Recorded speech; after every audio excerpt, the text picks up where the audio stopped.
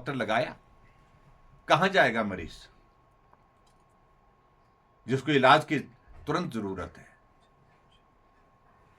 और विवश होकर के फिर उसको अपनी जगह जमीन जो है, घर बार जो है, गिरवी रख करके इलाज करना पड़ेगा। मैं समझता हूं ये बहुत बड़ा एक इस तरह का संवेदनहीनता का परिचय दिया है मुख्यमंत्री जी ने। अगर वहां गलत हो रहा है, उस गलत को रोकने के लिए अनेकों विकल्प हो सकते थे, रास्ते हो सकते थे जो उनको करने चाहिए थे।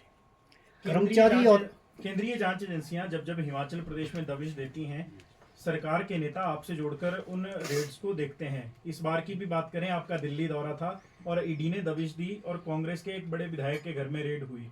अब आप क्या कहेंगे? देखिए, ये इन सारी चीज़ों को ऐसे जोड़ना बिल्कुल भी गलत है। जब मैं दिल्ली जा रहा था तो रेड वाले तो उससे पहले पहुंच चुके थे जहां पहुंचना था।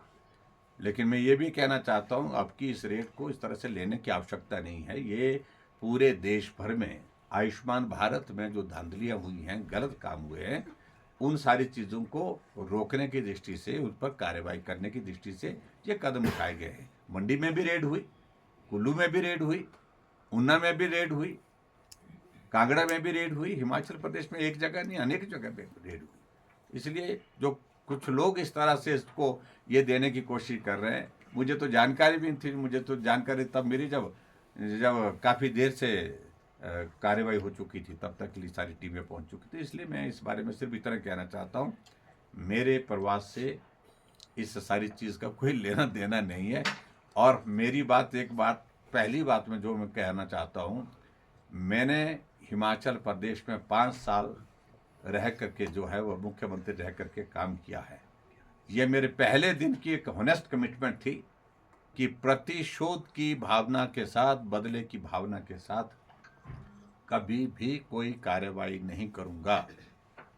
5 साल बीतने तक कोई भी कार्रवाई हिमाचल प्रदेश में नहीं हुई। अब सुक्खू जी का दौर आए, अब मुझे सिर्फ इतना ही कहना है कि ये दौर फिर से शुरू हो गया जो पहले चलते थे, प्रतिशोध की भावना से काम करने के। सर, आपदा प्रभावित क्षेत्र में गए, आप लोगों से मिले हैं, वहाँ पर हालात अभी भी ठीक नहीं है, बिल्कुल ही ठीक नहीं है। जो सर एनुअल, जो पिछली बार विशेष राहत पैकेज था, क्या इस बार भी इसी तरीके से हेल्प होनी चाहिए? क्योंकि 1,10,000 के आसपास से 7 लाख मिलते हैं पहले, तो क्या जो हालात बने हैं, शमशान घाट बन गया टोटली समझ तो। मैंने बिल्कुल वही बातें आपसे, शायद उस वक्त आप थे या नहीं थे, मैंने उस बड़ा साफ कहा है कि ये आपदा भी उसी तरह की आपदा है, इसको अलग नहीं किया जा सकता है। इसलिए पैकेज उस वक्त का और इस वक्त का अलग अलग नहीं होना चाहिए, एक जैसा होना चाहिए। मेरा अभिप्राय सिर्फ इतना है।